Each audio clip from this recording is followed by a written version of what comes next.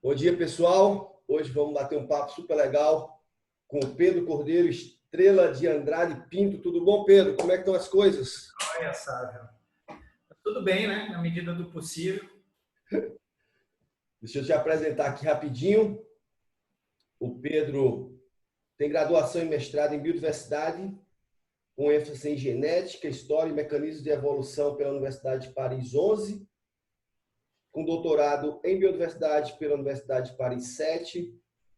Vem trabalhando com mamíferos há muito tempo, mamíferos, aves. Tem experiência em diversas áreas, como sistemática, biogeografia, filogenia molecular, mamíferos, evolução morfológica, zoonoses, antropização, uma série de coisas. A gente vai bater um papo sobre isso tudo hoje, ou pelo menos o máximo que a gente tiver. Pedro, eu já vou te perguntar, para quem não conhece, não sabe muito da área, me fala o que é mastozoologia, né? E quais as perguntas que vocês estão desenvolvendo no laboratório aí na Federal da Paraíba? Oi, Sávio. Então, obrigado pelo convite. Obrigado para o pessoal aí que está assistindo. Mastozoologia é o estudo de mamíferos, né? Então, a gente, basicamente, no laboratório, que é o laboratório de mamíferos, a gente estuda mamíferos e as principais perguntas que a gente tem são, essencialmente, assim, três grandes grupos de perguntas, né? O primeiro é sobre a sistemática dos mamíferos, ou seja, qual é a classificação dos mamíferos, a delimitação de novas espécies, os processos de diversificação, ou seja, o que leva a gente ter um monte de espécies de mamíferos, o que leva a gente ter uma grande diversidade morfológica de mamíferos, né, que vão aí desde camundongos pequenininhos, a baleia azul, animais voadores, animais aquáticos. Então, essas são as perguntas de sistemática, né? As segundas perguntas que a gente tem é qual é o papel dos mamíferos na manutenção e transmissão de zoonoses de interesse humano, né, e animal. Então, zoonoses são doenças que são transmitidas por mamíferos, por animais, né? E a gente estuda especificamente as que são transmitidas por mamíferos, né? Boa parte das doenças infecciosas do mundo tem origem animal, né? E a gente vê, por exemplo, HIV tem origem animal, né? Peste bubônica tem origem animal. Agora a nossa nova doença COVID-19 tem origem animal também, então é uma temática importante. E o terceiro tipo de pergunta que a gente faz no laboratório é quais são os impactos dos fenômenos de antropização, então, ou seja, as modificações do meio ambiente pelos seres humanos nos mamíferos. Então, a gente estuda dois tipos de modificações, né, que são as principais que afetam a biodiversidade hoje em dia, que são a urbanização e a agricultura, né? Então, a gente estuda esses ecossistemas urbanos e ecossistemas agrícolas, e a gente compara esses ecossistemas com ecossistemas naturais e olha quais são as modificações que esses sistemas humanos acarretam em diversos níveis de biodiversidade. Então, a gente olha a nível individual, né, se os animais têm modificações morfológicas, a gente olha a nível de espécie, olhando se certas espécies estão presentes e outras estão ausentes. A gente olha em nível de comunidade, né, qual é o conjunto de animais que sobrevivem nesses ambientes e como eles sobrevivem, como eles se deslocam nesses ambientes, como eles exploram esses ambientes, né? São perguntas mais ecológicas. Então, a gente basicamente trabalha essas três temáticas, né? Sistemática, zoonoses e antropização, que são temáticas que são muito ligadas entre si, né? Elas têm muitas áreas de sobreposição. Por exemplo, no caso das zoonoses, né, a gente precisa muitas vezes identificar quais são os reservatórios, né, ou os vetores de doenças. Então, isso passa por identificação taxonômica, ou seja, quais são as espécies que são responsáveis, né, pela transmissão de doenças ou pela manutenção das doenças nos sistemas naturais ou antropizados. Agora a gente está com um exemplo ótimo, né, que a gente não sabe qual é a origem, né, do SARS-CoV-2. Então, a gente está em busca dessa dessa resposta, mas infelizmente a gente não tem um banco de dados sobre todas as zoonoses que estão presentes nos mamíferos em ambiente natural, né? Então, parte do nosso trabalho, a gente vai em ambiente natural e coleta mamíferos e tenta fazer um screening junto com os laboratórios parceiros de virologia, de microbiologia sobre as zoonoses, né? E a antropização são os fenômenos, né, que acarretam muitas vezes esse transbordamento de zoonoses dos sistemas naturais onde elas existem para os sistemas humanos onde a gente está aqui super avançado. Falando nessa interferência humana aí, né? Você já tocou, a gente está com um exemplo clássico agora do Covid-19, né? Rompeu essa barreira intraespecífica aí, né? E você já tem um trabalho com outras zoonoses também aqui, né? Do lado da gente aqui, né?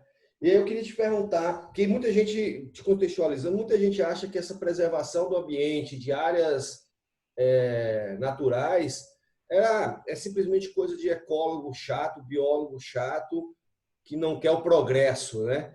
E não vê que esse avanço gera um desequilíbrio, e esse desequilíbrio coloca em contato coisas que não deveriam estar, pelo menos naquele momento. Eu queria que tu comentasse aí, baseado na tua experiência, quais são os principais problemas ecológicos dessa interferência, dessa entrada humana nos limites naturais, né? E ecológicos e sanitários, como é que teu trabalho vem mostrando os problemas mais reais disso, assim, mais próximos da comunidade mesmo? Então a gente tem acho que um bom exemplo para a gente começar, e é um exemplo que é bem trabalhado, é o exemplo da peste bubônica, né? A gente participou de um projeto junto com o Centro de Referência, né, de peste aqui na Fiocruz de Recife, no Instituto Ageu Magalhães, junto com a professora Alzira Almeida, né, que é uma das maiores especialistas do mundo em peste, e a peste ela chega no Brasil no começo do século XX, em Santos, no Porto de Santos, né, por um navio vindo da Ásia, então a peste é uma doença que é causada por uma bactéria, Yersinia pestis, né, que é transmitida pela picada de pulgas. Ela pode também ser transmitida por aerossol em formas raras. E o principal reservatório da peste para o interesse humano, né, é o rato de telhado, o ratos-ratos, né, que é uma espécie invasora. Então, esse daí é o primeiro ponto, né? Então, aí, espécies invasoras, como ratos-ratos, quando elas chegaram em Santos, provavelmente elas saíram, né, dos navios, e o ratos-ratos, como ele é muito associado a sistemas antrópicos, então, por exemplo, se você vai num sítio, você encontra ratos-ratos ali na beira do sítio, até um limite próximo da cultura. Mas se você vai um pouquinho mais para dentro das matas, né, aí você já não encontra mais ratos-ratos, né? Então, ratos-ratos foi, junto com ferrovias e pelo caminho de ferrovias e estradas, foi se alastrando no Brasil, e a peste se estabeleceu principalmente no Nordeste, né? Os focos que ficaram permanentes de peste, eles se estabeleceram no Nordeste, em regiões de altitude. Então, a gente tem vários focos endêmicos de peste a partir de 1920, 30, que se estabelecem no Nordeste, na Bahia, na Chapada Diamantina, aqui no Planalto da Borborema, na Serra do Araripe, na Serra de Biapaba, né, no Piauí e Ceará. E esse estabelecimento da peste começa a matar muitas pessoas, né? Então, a partir daí, você começa a ter, nos anos 30, uma organização, um sistema muito grande de combate a essa endemia. E a ecologia da peste que se estabelece no Brasil, ela se estabelece porque o ratos-ratos, ele é um mediador que fez com que a peste, né, que é transmitida pela picada das pulgas que fica nos ratos-ratos, então tinha convívio das pessoas, né, em condições muito precárias de habitação nos anos 30 até praticamente os anos 80, né? As pessoas conviviam com a sua colheita dentro de casa, né? Grão dentro de casa, rato. Então, tinha esse caldo de pessoas, os ratos, as pulgas e a peste se alastrando. Então, o que é interessante é que o contato dos seres humanos com os ambientes naturais, nesse caso através da agricultura, fez com que a peste encontrasse um outro reservatório natural, outro roedor, né, o pichuna, o Necromis lasiurus, né, e esse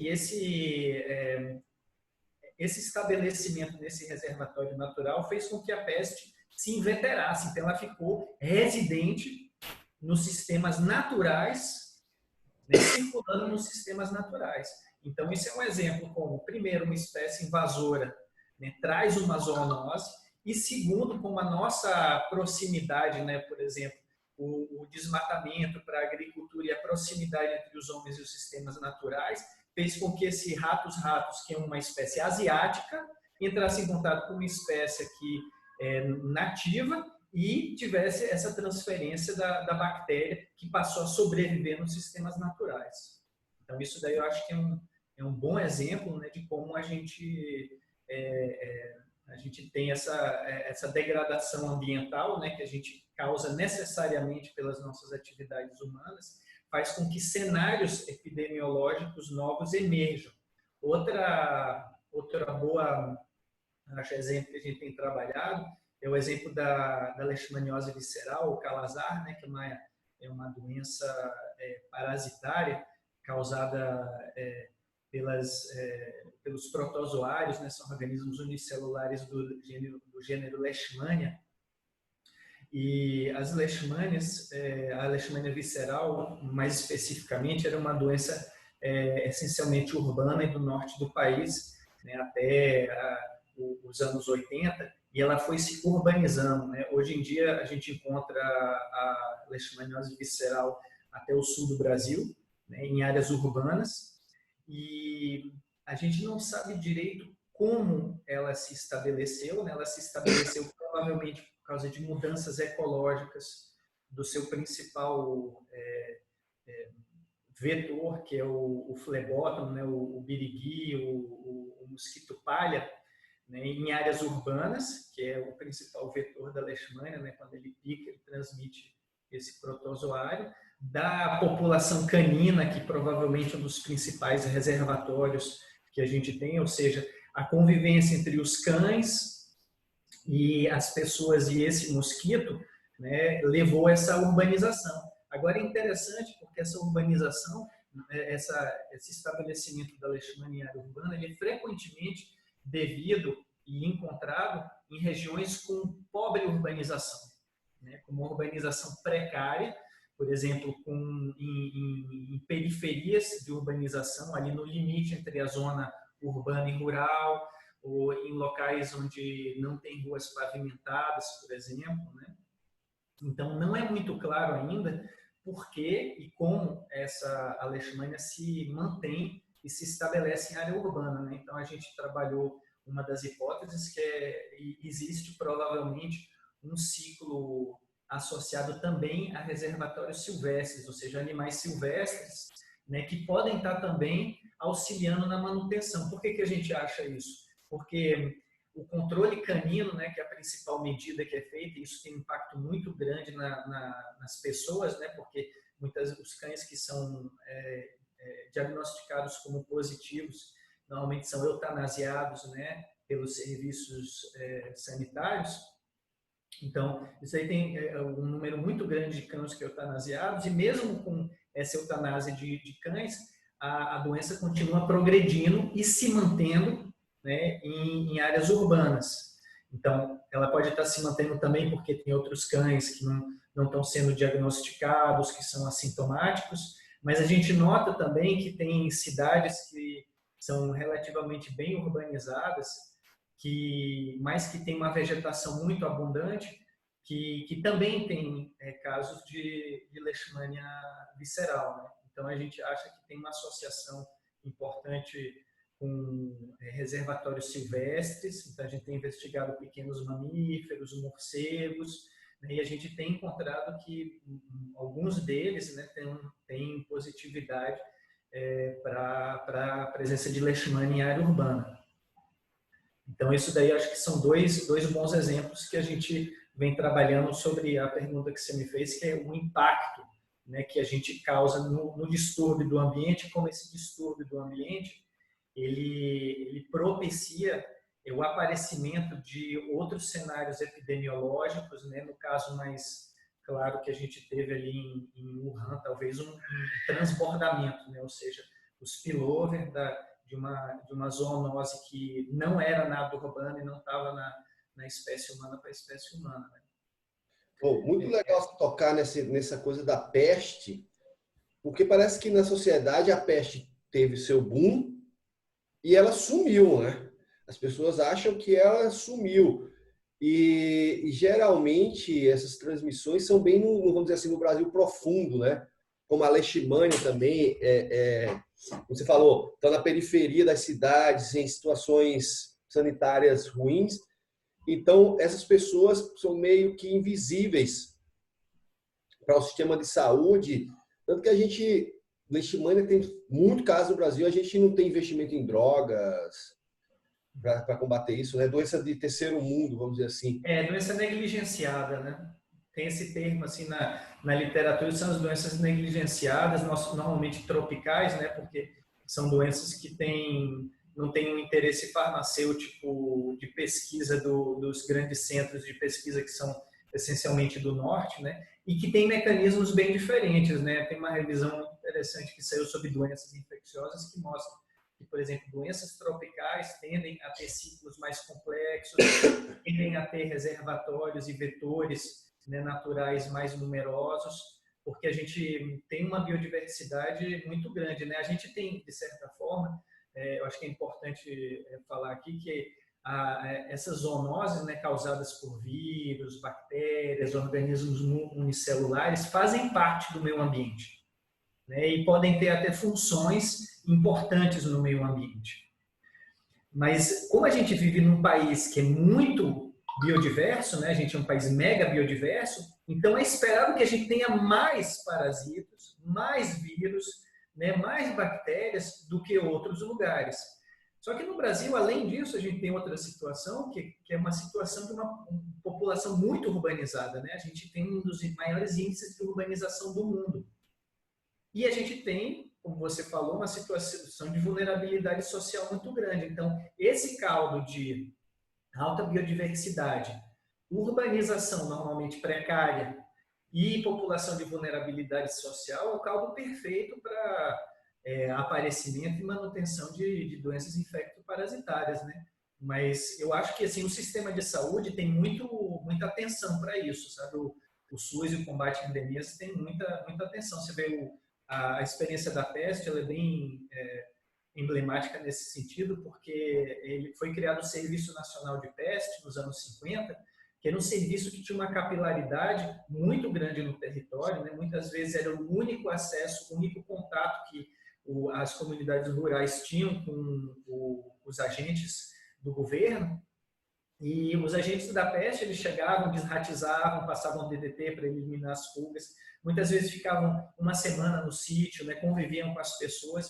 Então, era um sistema que funcionou muito bem para o combate e a peste. E eu acho que hoje em dia não tem mais peste porque as situações de habitação mudaram muito, né? Os grãos passaram a ser estocados em locais diferentes e eu acho que o contato também das pessoas com o meio ambiente mudou muito, né? A gente tem hoje em dia assim muita utilização de agrotóxicos, agroquímicos ou defensivos agrícolas, dependendo como você quiser chamar, que alteram muito mais o ambiente, de certa forma neutralizam esse meio ambiente, né? Na questão urbana é a mesma coisa. Se você olhar, por exemplo, cidades altamente urbanizadas não vão ter os tipos de ciclos zoonóticos com elementos da fauna silvestre, porque está tudo concretado, não tem mais nada, né? Então, tem uma situação, né, de urbanização precária e biodiversidade ali que é propícia para esse tipo de emergência e de manutenção. mas ao mesmo tempo que tem essa proteção, a gente também tem uma bomba que pode estourar, né? Porque essas zoonoses são todas ali já, vamos dizer, como você falou, estabelecidas no ambiente ali, né? Numa nova dinâmica ecológica com a urbanização ali, mas também tem esse risco de, se rompe esse equilíbrio, a gente pode ter, por exemplo, um novo surto de peste, né? Eu acho que tem dois elementos que são interessantes no que você disse, que acho que o primeiro é assim, a gente tem essa diversidade de parasitos, né? Tem estudos que mostram que a gente tem um déficit, né, no conhecimento de vírus e de doenças infectoparasitárias. Na verdade, deve ter muito mais do que a gente está detectando, né? Tem muitas que têm sintomatologias fracas ou quase inexistentes, então que passam batido, né? E isso é um ponto que a gente conhece muito pouco, e a gente deveria investir mais talvez nisso, porque a gente é um país biodiverso e isso é de interesse. Segundo, a gente tem fronteiras de contato grande, a urbanização é uma, e, por exemplo, o desmatamento, principalmente de ambientes muito pristinos, como é o caso da Amazônia, é também provavelmente um ponto quente para a emergência de doenças infectoparasitárias, né? Eu acho que isso daí é um segundo ponto, assim, que dialoga um pouco com a pergunta que você tinha feito sobre as mudanças ecológicas, né? Esses locais deveriam ser locais que deveriam ter um monitoramento maior e mais atenção, porque são os locais propícios para ter o spillover, né, o transbordamento de doença. E um terceiro ponto que eu acho interessante falar é que tem mudanças de situações, que é o que a gente está observando mais ou menos com a raiva, né, que é um tema de pesquisa que a gente trabalha também. Por exemplo, a raiva era uma doença, tem várias variantes virais da raiva, né, que é um vírus, que tem uma letalidade praticamente de 100%, né, se não tratado. Então, a raiva era principalmente associada, né, as variantes de raiva eram associadas a animais domésticos, né? Então, teve uma campanha muito boa de vacinação em massa canina que reduziu a praticamente nada o número de casos de raiva transmitidas por mordida de cachorro, por exemplo. Então, isso é um sucesso no combate epidemiológico, né? Mas atualmente a gente tem novos cenários aparecendo de óbitos, inclusive teve óbitos aqui na Paraíba, teve óbito na Paraíba, teve óbito em Recife, em área urbana, com variantes virais de morcegos, mas transmitidas pela mordedura de gato. Então, a gente não sabe direito se isso é realmente um novo cenário epidemiológico, mas tem aparecido nas estatísticas do Ministério da Saúde. Então, o que pode estar levando a isso? Então, talvez a alteração da área urbana, né, os morcegos estejam modificando os seus comportamentos, a composição de espécies, né, as relações que eles têm entre si na área urbana. Ou seja, criando, por exemplo, relações que não existem na natureza. Vamos dar um exemplo, em alguns abrigos urbanos, a gente encontra espécies que estão convivendo no mesmo abrigo, por exemplo, caixa d'água, paiol, que não estariam na natureza, né? O que pode favorecer a circulação de agentes patogênicos entre essas espécies que normalmente não entrariam em contato, né? O outro elemento é que está tendo contato entre os morcegos e os gatos, né? A população felina tem aumentado muito em todas as cidades brasileiras e no mundo, né, o que tem um impacto muito grande sobre a biodiversidade. E também essa população felina errante tem aumentado muito. Ou seja, são animais sem tutores, né? Então, tem muitas pessoas que cuidam desses animais em situação de rua, mas não é o suficiente, vamos dizer, como cuidado, porque muitas vezes esses animais precisam ser vacinados também. Então, tem alguns morcegos, os moacídeos, por exemplo, que não levantam voo se eles caem no chão, eles precisam subir num local para alçar voo.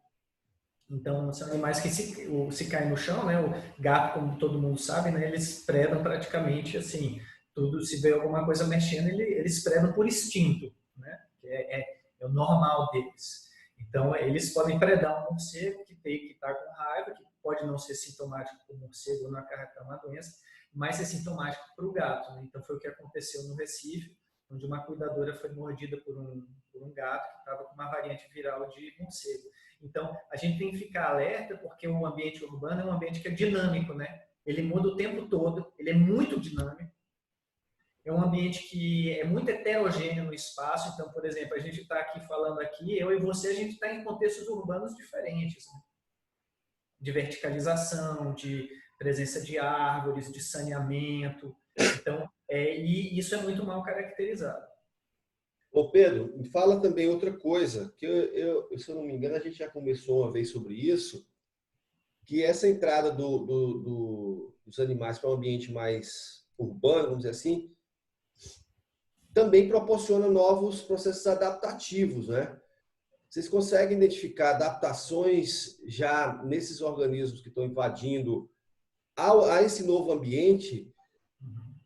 Ou não? Eles estão ainda nesse processo? A gente viu várias coisas interessantes, né? Então, acho que vale a pena só diferenciar duas coisas, né? Então, a gente pode ter um processo que é de adaptação, né?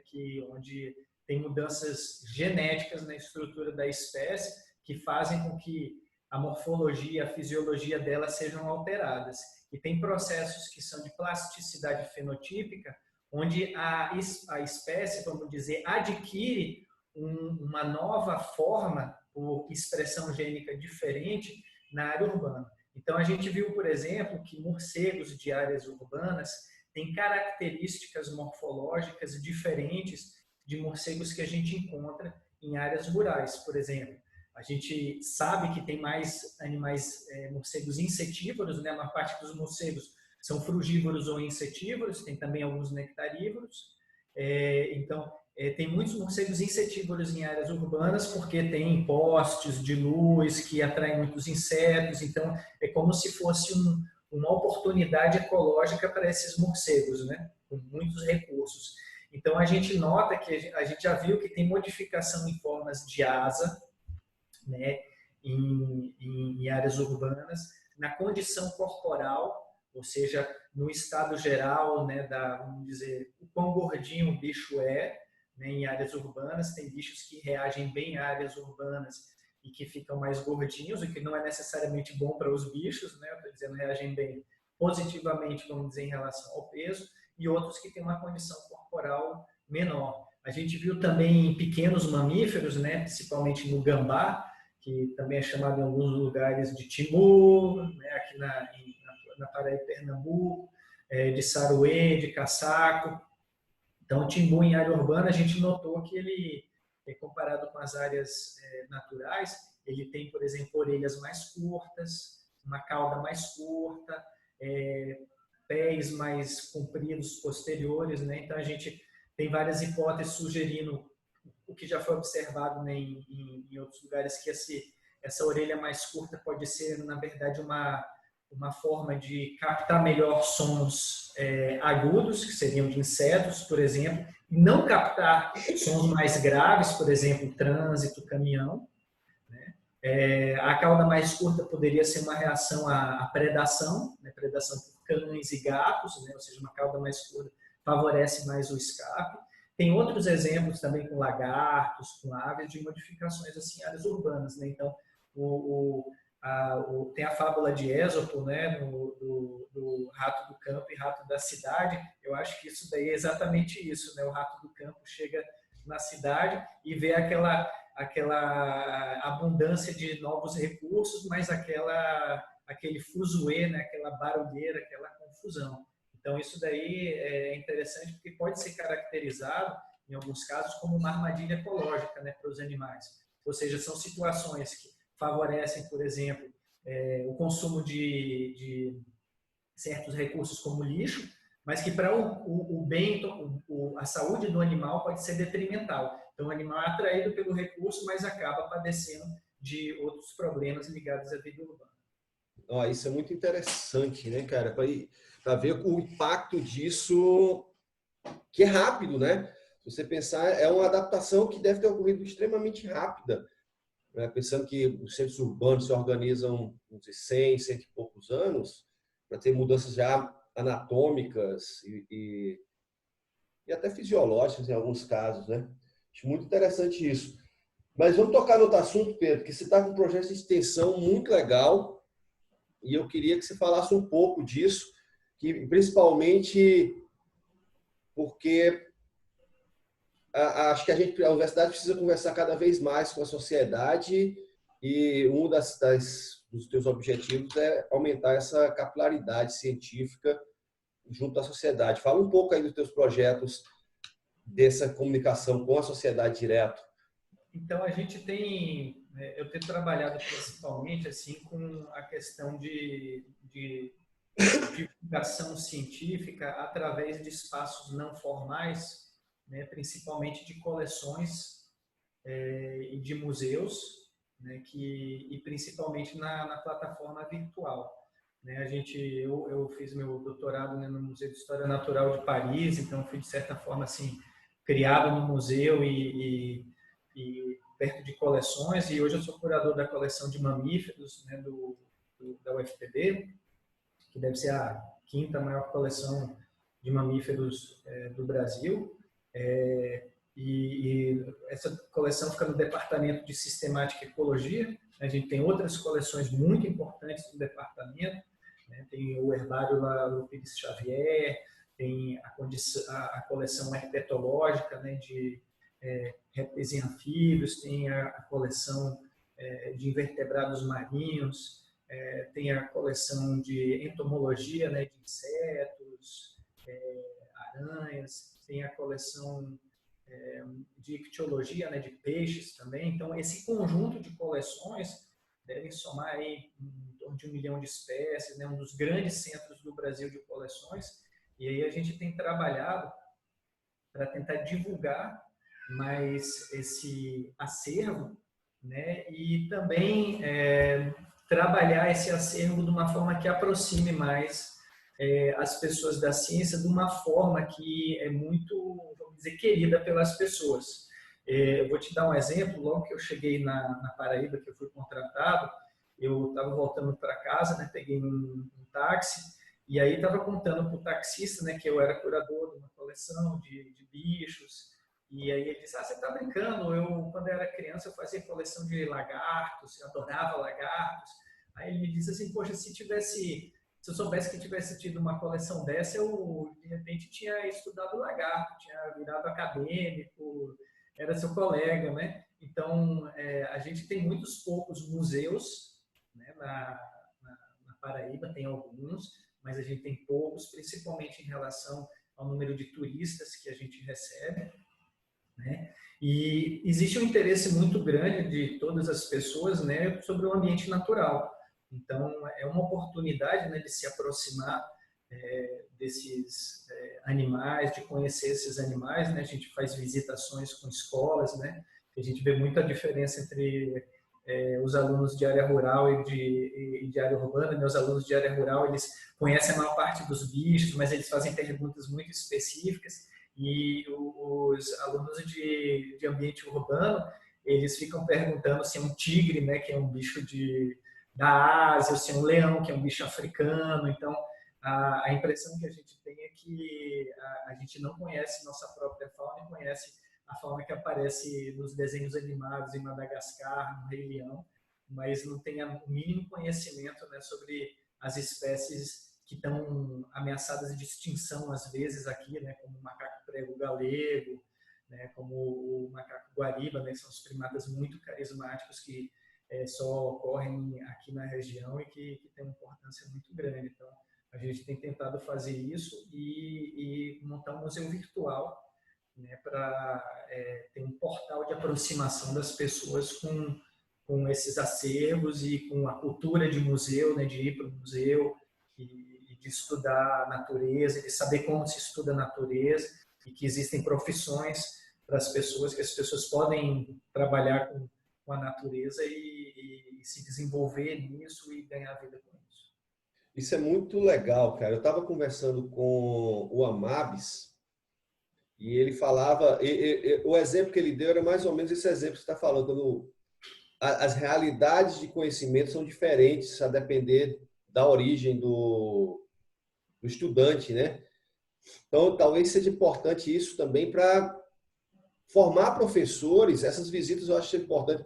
Por exemplo, um professor da área rural, ele vê o interesse do aluno diferente, ele pode trabalhar em cima daquelas questões mais específicas que vão ser diferentes do professor da área urbana, né?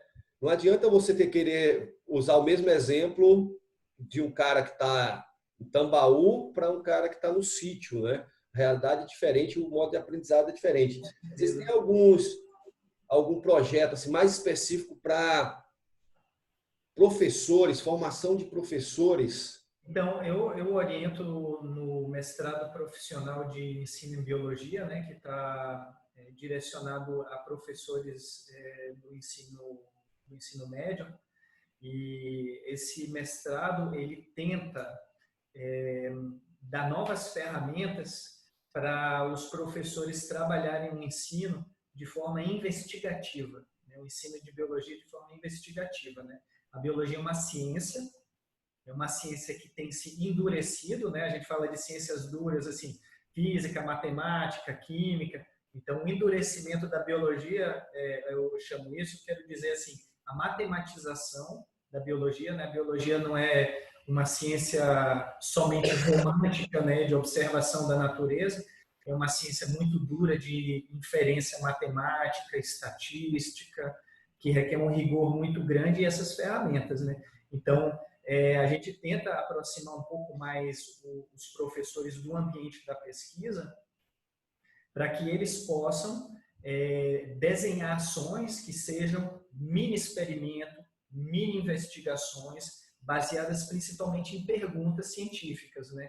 Ou seja, fazer com que o professor questione os seus alunos e que esses alunos tenham as ferramentas para encontrar as respostas. Então, a gente fez um agora sobre, eu orientei um mestrado agora do Simão, sobre oficinas, né, de biologia e como formatar oficinas, né? Quando a gente fazia as visitas, né, da coleção, essas visitas nem sempre eram muito bem sucedidas, né? Porque minha linguagem pode ser muito técnica às vezes, porque eu não tinha preparado suficientemente com a professora qual era o perfil da turma, eu não sabia, por exemplo, qual eram os interesses da turma, né? Então a gente trabalhou perguntas genéricas com o Simão, de saber como é que a gente desenvolve essas ações.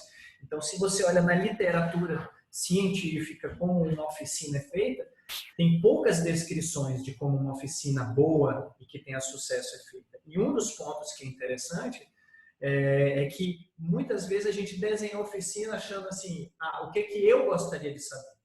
Em vez de primeiro perguntar para os alunos o que interessa a eles, o que eles gostariam de saber, né? Então, isso daí eu acho que traz um sucesso muito maior quando a gente pergunta para as pessoas o que elas querem saber, né? Quando a gente torna elas agentes ativos da busca do conhecimento, né? Nem todo mundo é curioso, mas talvez despertar a curiosidade é importante fazer ações que sejam divertidas, lúdicas, né? Muitas vezes a gente na academia não presta muita atenção ao lúdico, porque a gente já é tão apaixonado pelo que faz, que a gente não precisa disso. Mas a gente tem que se dar conta, às vezes, que é necessário, vamos dizer, tornar um jogo, uma brincadeira, certas ações, para que as pessoas despertem para perguntas, né? Para elas dizem, poxa, que pergunta interessante, nunca tinha pensado sobre isso. E tem muitas coisas que a gente não imagina que acontecem dentro dos muros da universidade, né? São muito difíceis de imaginar, na verdade. Esse programa é muito interessante, o Prof. Bill, né? E você vê que existe uma deficiência muito grande na atualização dos professores, né? É muito comum eles se surpreenderem com metodologias novas e eles ficam realmente fascinados com essas metodologias. E essa coisa que você falou de oficina é muito interessante mesmo, que a gente faz para a gente porque é mais fácil, né? Porque você precisa fazer uma vez só, né? Exato. Se você ter que adaptar para cada turma, ou seja, cada nova experiência Exato. é uma nova formatação, dá mais trabalho. Eu acho que as pessoas também... E a gente também tem que levar em conta que o professor também, muitas vezes, não tem tempo de fazer essa individualização, né? Porque as cargas horárias são gigantescas e A gente tem muitas atribuições, né? A gente tem atribuições de ensino, pesquisa, extensão e administração. E a gente tem cobranças muito altas, né, para o nosso performance, né, acadêmica, em todos os quesitos. A gente é avaliado pelos alunos, pelas instituições de fomento, pelos nossos colegas, pela própria instituição, mas talvez seja necessário, né, a gente dedicar mais tempo a isso. Eu acho que é isso que está acontecendo na Universidade Brasileira, né? A extensão está tomando uma parte mais forte e mais respeito, porque é estratégico ensinar para as pessoas o que é ciência, como se faz ciência, por que se faz ciência, né? E quais são os, vamos dizer, os louros disso, né? No momento atual, onde todo mundo está de olho na ciência para resolver o problema do mundo, isso fica muito claro, mas a ciência resolve os problemas do dia a dia da gente, né? A gente está falando aqui pelo computador, que tem plástico, que tem materiais que foram desenvolvidos pela ciência, câmeras, internet, fibra ótica, algoritmos. Então, é muito abstrato, é difícil de entender a dimensão da ciência no mundo, né? Por isso que a gente tem que ter esse carinho, né? Realmente um carinho em tentar explicar, e tem que dar tempo mesmo para conseguir fazer isso bem feito, porque senão a gente está entrando num obscurantismo muito grande, né, de achar que ciência é opinião, é equacionar a ciência com opinião. Você falou aí num ponto que eu acho interessante, que é o aumento de projetos de extensão, né? A gente realmente está vendo um aumento de projetos de extensão. Queria te perguntar, você que está dentro disso, você vê um incentivo por parte da universidade e uma valorização aumentando, e ao mesmo tempo, como é que você vê, porque também ações de extensão custam, tem que ter um recurso para fazer isso muitas vezes, né? Você vê que tem uma preocupação agora em melhorar recursos para a extensão, ou está sendo assim, eu tenho um incentivo, mas eu não te dou as ferramentas? Como é que tu vê isso de dentro, trabalhando com extensão? Eu acho que a visão da extensão mudou pela questão do aparecimento do anticientificismo, né? Então, notou-se na academia que o mundo estava regredindo em termos de entendimento do que é a ciência e qual é o seu papel na sociedade.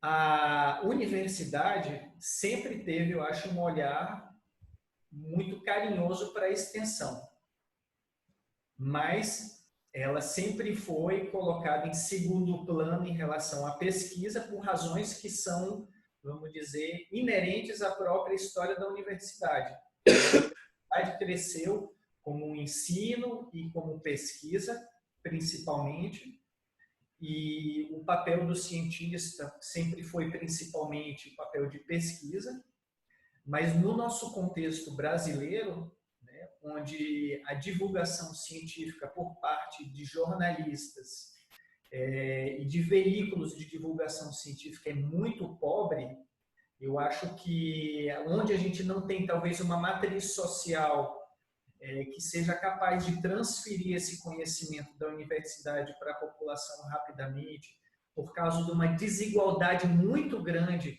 no conhecimento, aí a universidade teve que fazer extensão.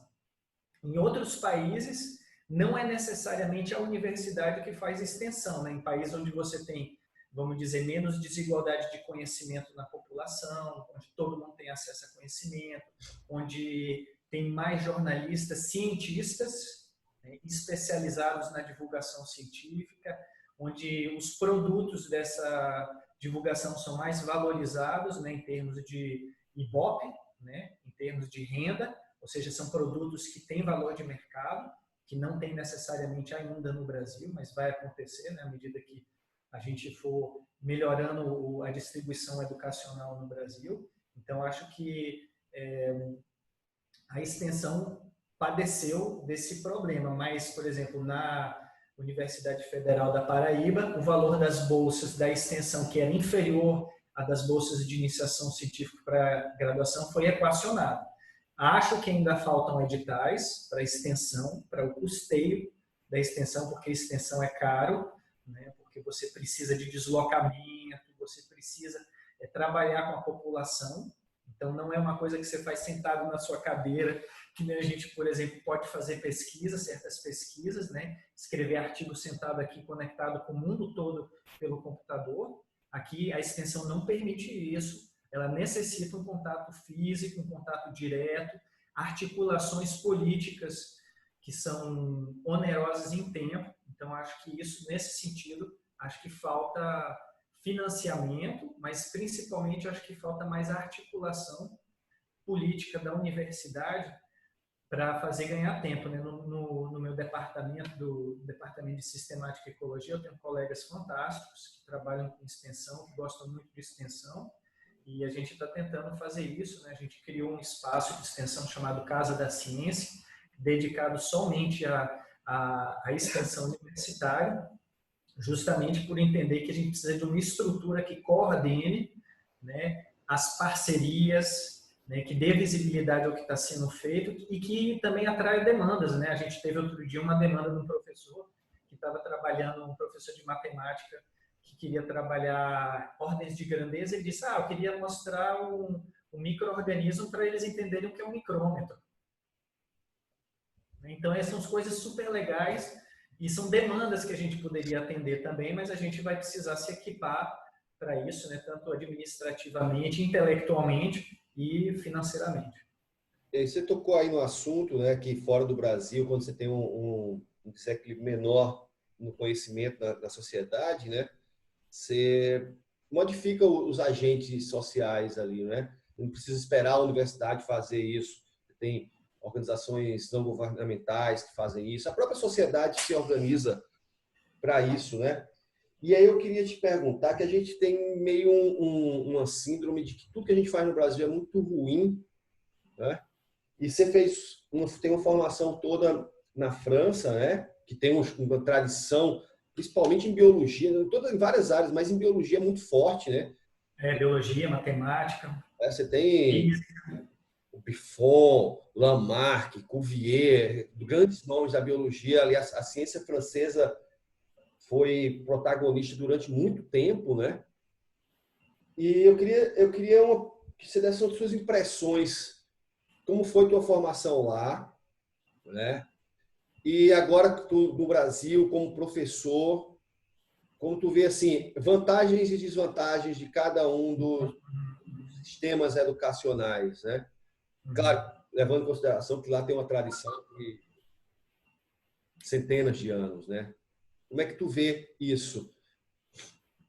Acho que os sistemas universitários, né, são bem parecidos em certas formas, em muitos aspectos, né? Acho que são sistemas relativamente conservadores, né? Então, os dois, eu acho que em relação talvez aos sistemas anglo-saxões ou alemães, talvez sejam mais conservadores, no sentido de demorar mais para se atualizar seus currículos. Acho que no Brasil um grande diferencial que eu senti foi a iniciação científica. Eu acho que no Brasil os alunos começam muito cedo a iniciação científica, o que é muito bom, um ponto muito positivo. Eu lembro, por exemplo, que quando eu fiz a graduação lá, eu era um dos poucos alunos que corria muito atrás de estágio. Eu sempre fiz estágio, eu queria ser paleontólogo, e fiz estágio em todos os grandes grupos de paleontologia, escavava e ficava apurrinhando as pessoas no laboratório, e eles não têm muito essa tradição, né? Então, eu era bem chotado, assim, dos locais, dizendo assim, o que é que pirralho você está fazendo aqui? Isso daqui é lugar de pesquisador. Então, aqui a gente tem um acesso mais fácil aos professores, os professores gostam mais também, apreciam mais esse contato, e isso faz com que eu acho a gente tenha no fundo, alunos que são mais maduros para a pesquisa quando eles terminam a graduação, eles têm uma vivência melhor de pesquisa. O contraponto a isso é que a gente tem uma estrutura que talvez não tenha a mesma maturidade científica do que a francesa, né? Isso faz com que, vamos dizer, nossa qualidade ainda seja menor em muitas áreas, não por questões de incompetência pessoal ou de qualificação dos docentes, mas simplesmente porque o sistema como um todo é muito jovem. Eu vou dar um exemplo, né? O laboratório onde eu fiz o mestrado e doutorado, no Museu de História Natural de Paris, chama Laboratório de Mamíferos e Aves. Né? Então, mamíferos e aves, eles já não são classificados juntos, né? Eles eram classificados juntos porque eram homeotérmicos, né? Ou seja, todos os dois têm sangue quente, mas é um nome que se manteve, um nome que data de Geoffroy Saint-Hilaire, então é um nome em torno de 1820 e poucos, né, a fundação do laboratório, mas mesmo depois de todos esses anos, né, o nome não mudou. Você continua tendo pesquisadores de mamíferos e aves trabalhando no mesmo local, com o mesmo nome de laboratório. Então, acho que isso daí é um exemplo assim, simples, mas ele mostra que acho que os franceses prezam muito a manutenção da estrutura. Sabe? Não nos Estados Unidos você não vê tanto isso, você vê assim, o laboratório de fulano, o laboratório de cicrano, mas eles prezam mais pela construção de grupos de pesquisa que tenham estabilidade no tempo, né, que ganhem massa crítica, para que você tenha mais interações nos laboratórios. Nesse sentido, o Brasil tem mais uma tradição americana de atomizar um pouquinho os laboratórios como sendo laboratórios de pessoas, né? Então, eu acho que essa estabilidade, maturidade, construção, vamos dizer, tem uma política clara nas instituições de construção de grupos de pesquisa. Então, você não pode, por exemplo, chegar e criar seu laboratório. Você tem que se credenciar, seu laboratório tem que ser credenciado, né, pelo CNPq francês, e aí o projeto do laboratório, os integrantes é analisado para você poder abrir um laboratório, poder pedir financiamento, senão você tem que ir para o laboratório, né? Então, isso daí eu acho que é mais ou menos acho que a lógica do grupo de pesquisa que o CNPq tenta estabelecer. Mas vamos dizer que essa lógica do laboratório é muito mais, obriga a um planejamento estratégico de longo prazo e faz com que você tenha que ter linhas de pesquisas muito claras, muito bem definidas, o que às vezes não é cobrado da gente, né? E quando isso é cobrado, isso pode ser bom, pode ser ruim, né? Pode ser bom porque você tem que tem que sentar para trabalhar isso, tem que conversar com os colegas, e pode ser ruim porque é muito restritivo, né? A gente tem órgãos de pesquisa no Brasil como a Fiocruz, o Instituto Nacional de Câncer, que tem essa lógica, né, de credenciamento de laboratórios internos e do crivo, né, da produção, né? Você está produzindo o que você está dizendo que ia produzir? Então, isso daí é um mecanismo interessante, um pouco restritivo, né, que não é só baseado em resultado, como a gente tem, né? Então, não adianta, não importa o que você está publicando, mas você está publicando muito, tudo bem. Essa é a lógica atualmente, né? Mas você não tem mais um crivo qualitativo, de coerência, talvez de continuidade, que permita amadurecer certas linhas de pesquisa e ganhar em complexidade. Isso depende muito do pesquisador, né? Como a gente tem um subfinanciamento, né, geral, talvez também isso daí seja um impeditivo para criar essas massas críticas e grupos, né? Mas eu, por exemplo, trabalhei na Federal do Rio Grande do Sul, no programa de genética e biologia molecular, né, que é nota 7, que teve o Francisco Mauro Salzano, né, como grande expoente, né, e que faleceu. Então, eles sempre tiveram uma preocupação muito clara em ter uma estratégia de internacionalização, criação de grupos fortes, né? Fortalecimento de grupos. Então, isso eu acho que é uma coisa que talvez faça com que nosso sistema não cresça tanto quanto ele poderia, ou talvez isso seja só uma questão de tempo, né? À medida que a gente for amadurecendo o nosso sistema, a gente vai, e eu acho que a gente vai, né, tender para isso, como eu já dei o exemplo de alguns institutos que fizeram isso. Essa questão de constância, as pessoas não entendem muito bem, né? Eles falam assim, se gasta muito dinheiro com universidade, com pesquisa, e a gente não tem um prêmio Nobel, fica com essas coisas, mas não entende que nesses países ou nessas instituições que tem muito, vamos dizer, premiados, esses caras têm uma história e uma constância de investimento, né? Aqui no Brasil, você ganha um projeto hoje e você não sabe se aquele projeto, depois de terminar, vai ter uma continuidade, né? Porque, a depender do governo, da política, corta-se verba de pesquisa. Agora mesmo a gente está vendo as ciências humanas, o PIBIC que você falou aí, sendo totalmente excluída. Uma tragédia. Uma tragédia, né? A sociedade, eu acho que não viu ainda que as ciências humanas são extremamente importantes para a gente entender a gente como sociedade, né? A gente fica visando só produto, vamos dizer, físico, e a gente muitas vezes dispensa o produto intelectual que guia muito a gente. Eu estava conversando com você antes da gente começar essa entrevista, né? Estava contando que no nosso laboratório a gente está fazendo encontros virtuais, né, de apoio, e são sarau, né? Um sarau, aí as pessoas declamam poesia. Então, o que está dando reconforto para as pessoas? O que está dando reconforto é Vinícius de Moraes, né? Camões. Não é não é o artigo publicado. O artigo publicado está sendo útil para outras coisas também, mas é que a sociedade é complexa, né? A questão de complexidade é uma questão que é difícil de entender, porque a gente não se dá conta da complexidade das coisas. Você estava falando do prêmio Nobel, né? Por que são sempre os mesmos locais que têm prêmio Nobel? Porque eles vão acrescentando, assim, vamos dizer, o que é o prêmio Nobel? Eu converso bastante no laboratório, né? O prêmio Nobel é o cara que foi, como diria Star Trek, onde nenhum homem foi antes, né? Uma aventura intelectual, você chegou no desconhecido, você chegou num lugar onde ninguém nunca foi antes, o que todos os cientistas em algum momento fazem, só que ele foi muito além. Muito além. Então, para você ir muito além, então é como se você jogasse assim uma pedrinha e dissesse, ó, muito além está aqui. Aí você tem um aluno da mesma universidade, ele já começa nesse muito além. Então, ele está muito à frente dos outros.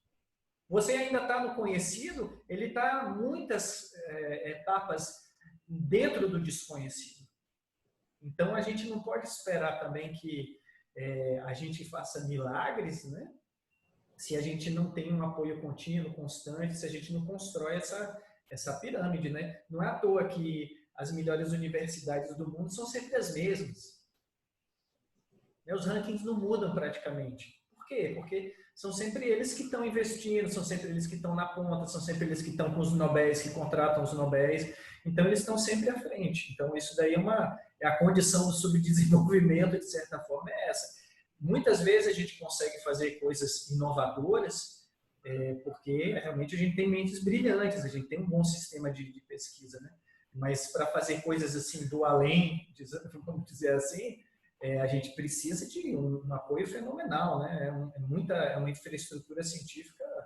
Você viu que fazem esses megaprojetos de telescópios multifocais no mundo todo, ou de aceleradores de partículas, são um exemplo máximo disso, né? Ou de genômica. São infraestruturas científicas que mobilizam, às vezes, 3 a 4 mil cientistas, os melhores do mundo, num só projeto. Isso faz toda a diferença, né? Pedro, já vamos chegando aqui no final. Eu queria te perguntar quais as perspectivas para atingir esse ponto desconhecido aí que tu está planejando aí com teus alunos, com teus parceiros. Quais são os próximos projetos? Para onde vai se direcionar a tua pesquisa? Sabe, a gente tem trabalhado, como eu disse no começo, em frentes, né, que são diversas, mas que se sobrepõem muito. De certa forma, o que a gente está fazendo é um pouco o retorno à história natural 2.0, sabe?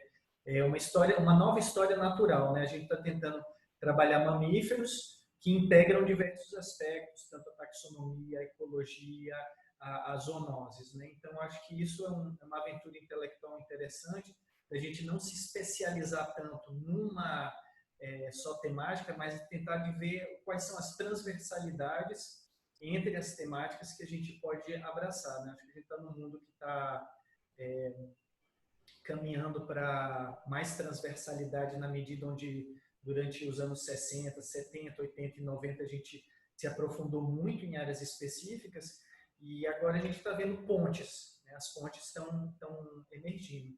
E uma dessas pontes, né, a genômica, claro, e uma das coisas que a gente está investindo agora é a genômica, né, para responder perguntas que a gente não consegue responder por outras metodologias. Vou te dar um exemplo, que, por exemplo, a gente não sabe quantos morcegos tem em área urbana. Embora os morcegos sejam os mamíferos que são mais abundantes em área urbana. Tem morcego em tudo quanto é lugar em área urbana. Mas a gente não tem a mínima ideia de quantos morcegos tem em área urbana e a gente não tem como saber isso.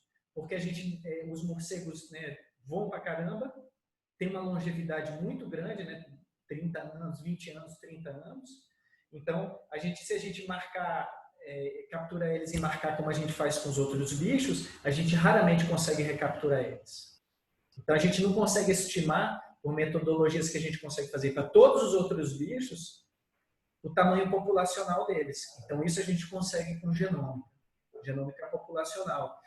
Outra pergunta que a gente tem é, por exemplo, na Paraíba a gente tem em torno de 8% de remanescentes florestais, né? Então, uma das mais baixas coberturas florestais de Mata Atlântica do Brasil.